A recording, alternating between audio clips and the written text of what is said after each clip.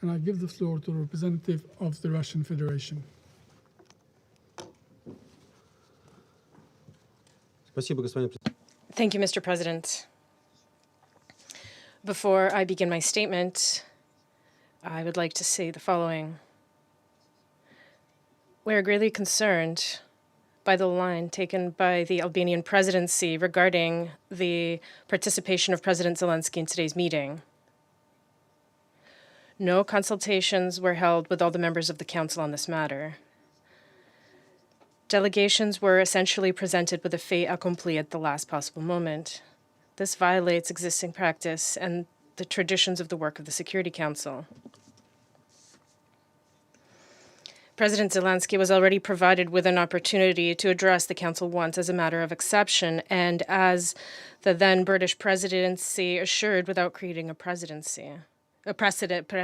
We do not see any basis to keep propagating such exceptions. We have all together repeatedly reaffirmed the understanding that representatives of states who wish to speak in the Council must be physically present in the chamber. The UN Security Council should not be turned into a platform for a remote PR campaign from President Zelensky in order to get more weapons from participants of the NATO summit. This undermines the authority of the Council as a body responsible for collective decisions on the maintenance of international peace and security.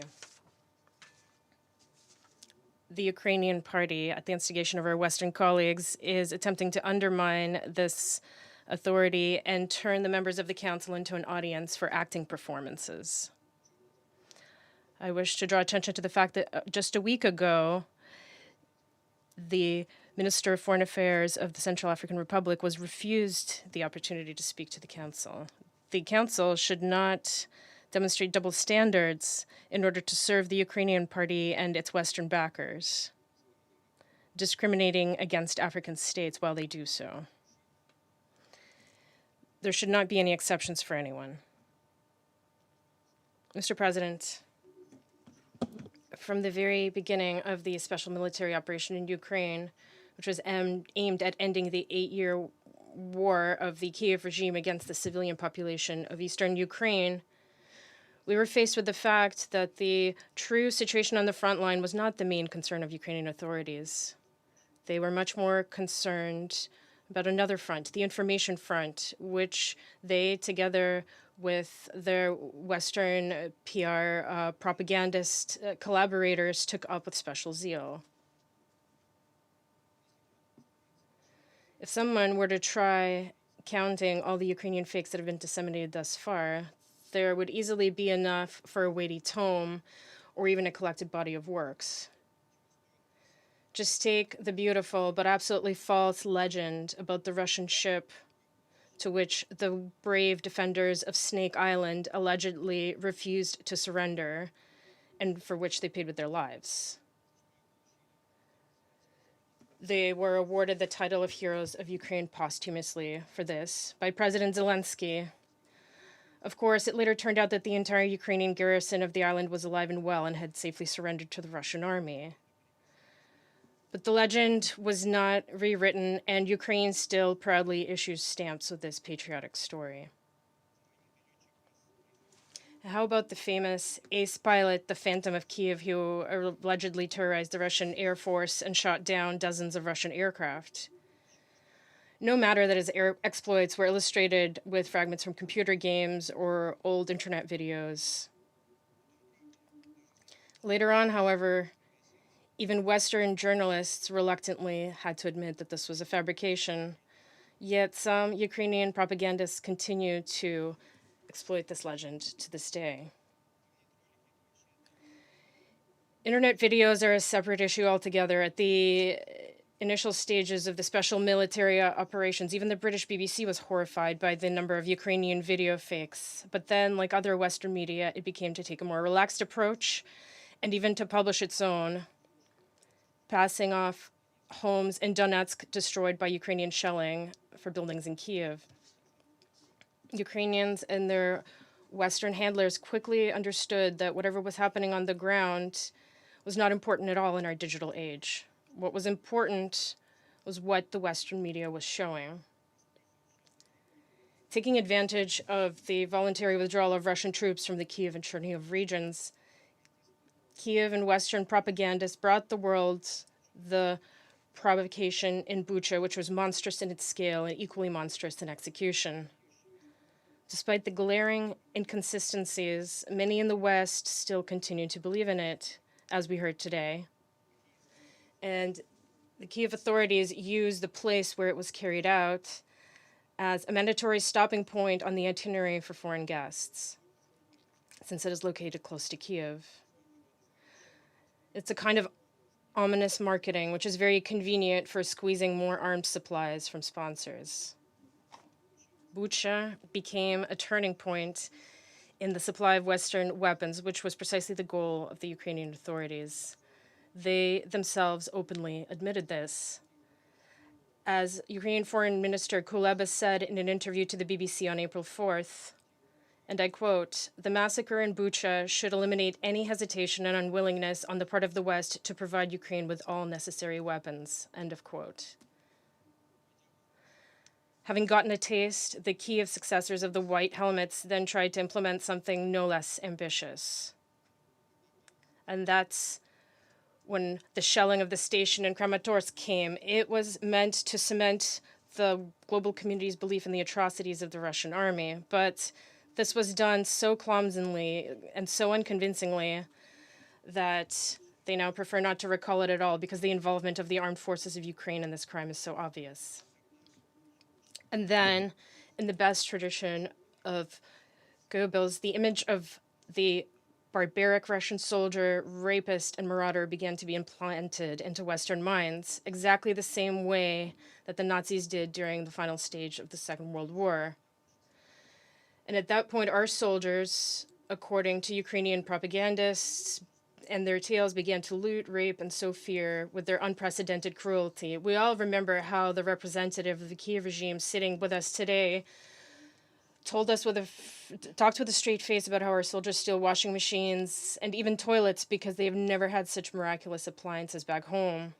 Today, his followers have adapted and modified this ridiculous tale to the point where our soldiers now allegedly loot electric kettles but forget to take the basis for them because they don't know how to use them. Something that falls into this logic is the lies about the theft of Ukrainian grain, which we also heard today. And many in the West believed in all this. They pitied the poor Ukrainians and fiercely hated the Russians. And yet they were not in a hurry to check the facts while they regularly supplied Kiev with coveted weapons. But at a certain point, everything started to go wrong for the Ukrainian propagandists. Reports accusing Ukrainian soldiers and nationalists of cruelty and war crimes began to multiply on social media. Reports of looting, torture, rape, deliberate shelling of residential areas, placing heavy weapons in those areas, and using civilians as human shields. And there were not just dozens of such testimonies, but hundreds and thousands spreading across social networks. That is how, for instance, the legends about the shelling of the maternity hospital and the drama theater in Mariupol fell apart. And then more than 2,500 nationalists from the Azov battalion, who had already been turned into martyrs and heroes,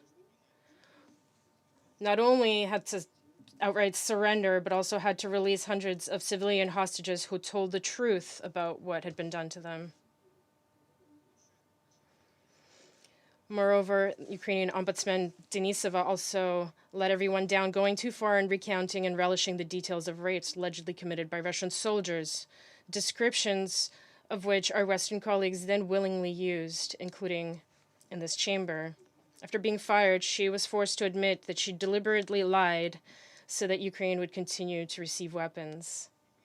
And it turned out that there was no evidence apart from Denisova's lies. No evidence at all on that the Ukrainian and Western countries would have.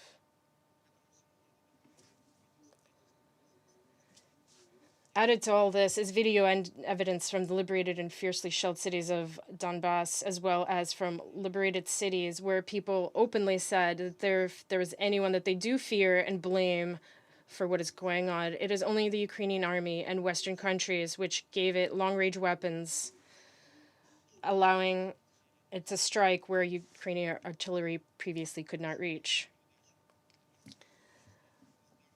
Moreover, there were also the military failures caused by the inept actions and the betrayal of Ukrainian command, leaving barely armed soldiers, including new recruits, to their fate, and not allowing them to surrender and save their lives, since they were prevented from doing this or retreating this by detachments of nationalists who shoot their own in the back.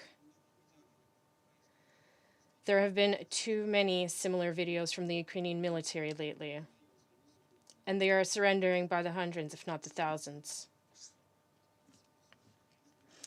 It became increasingly difficult to conceal all this from the Ukrainian and global public. Thousands of soldiers ended up in the new pocket in the Severodonetsk and Lysychansk area, and this on the eve of the NATO summit, where the issue of new arms supplies to Ukraine would be discussed.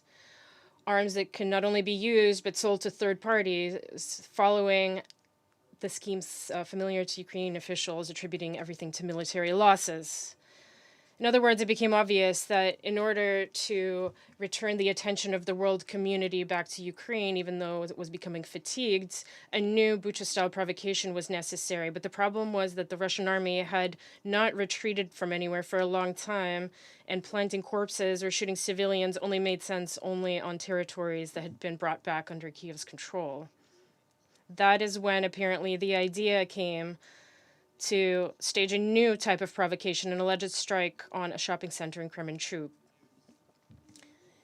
In reality, there was no strike on the shopping center. The Russian armed forces used precision weapons to strike hangars with Western weapons and ammunition received from the United States and European countries in the area of the Kremenchuk road machinery plant. Those weapons and ammunition were spread throughout the warehouse area for further shipment to Ukrainian troops in Donbass. In other words, in order to use those weapons to shell residential areas of Donetsk, Luhansk, and other cities. The strikes of the Russian armed forces allowed to prevent this. The long-range artillery supplied by the West gives the armed forces of Ukraine the ability to reach remote rear areas of Donbass and to strike them without any military purpose whatsoever, but only to intimidate civilians. On June 5th, the strikes were carried out by the armed forces of Ukraine using 155 millimeter Caesar howitzers received from NATO countries, as a result of which 6 civilians died and more than 30 were injured. Every week, dozens more dead and injured are added to these horrific statistics. Yesterday, the Ukrainian armed forces used the M142 HIMARS multiple rocket launch system for the first time in Pervalsk in the Luhansk People's Republic.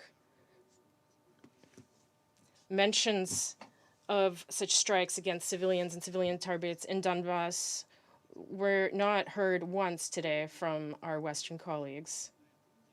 You simply don't care about this, just as you prefer to ignore the Kiev's methodical extermination of the people of Donetsk and Luhansk for 8 years as it was going on. Now, returning to Kremenchuk, the Amstor shopping center was located some distance away, and it was not hit. This can be seen on video from surveillance cameras. If a missile were to hit the shopping center, nothing would have been left of it. The video posted by Ukrainian bloggers, however, shows that goods located inside the shopping center were not affected by the blast. They were still standing on their shelves and had not even fallen down. The houses adjacent to the shopping center were not damaged either. The glass in the windows was still intact. This would have only been possible if the rocket had exploded at a considerable distance away. However, the detonation of ammunition for Western weapons that was stored in the warehouse created a fire which then spread to the shopping center. Our dear Western colleagues,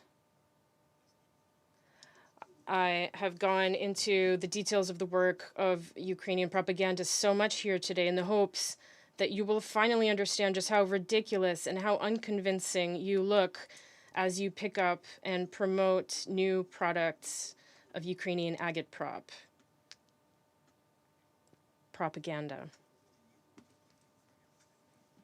These include not only the fakes and the stage incidents I mentioned, but also claims that Russia is allegedly preventing exports of Ukrainian grain. Kiev only wants support in the form of money and weapons from you. But you must understand that shipments of the latter, as we warned you from the very beginning, were and remain military targets for us, just like mercenaries from your states. And the facilities where these weapons and mercenaries are located or stockpiled also become legitimate military targets, as were the hangars on the territory of the Kremenchuk road machinery plant. The regime in Kiev is deliberately storing weapons in the very center of cities next to residential areas, endangering the population and turning it into a human shield. And you try not to notice this, devaluing the very values that you allegedly attempt to promote. At the same time, no matter how much you may try to deny the facts and claim otherwise, we have not carried out any strikes against civilian peaceful targets, nor have we ever done so.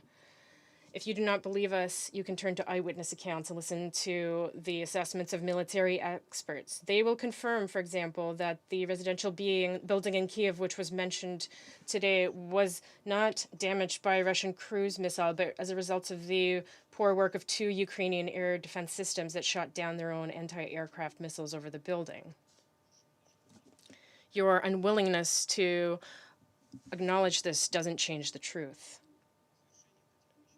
In conclusion, I would like to once again emphasize that by supplying weapons, you only prolong the agony of the criminal Kiev regime, which is prepared to sacrifice its own population.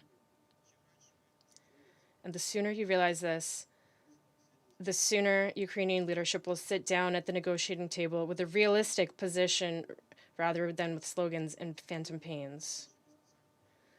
We began the special military operation in order to stop the shelling of Donbass by Ukraine, and so that the territory of this country, which has been turned into anti-Russia at the behest of a number of Western countries, as well as its nationalist leadership, ceases to pose a threat to Russia or the inhabitants of the south and southeast of Ukraine. And until those goals are achieved, our operation will continue. Thank you for your attention. I thank the representative of the Russian Federation for their statement. I give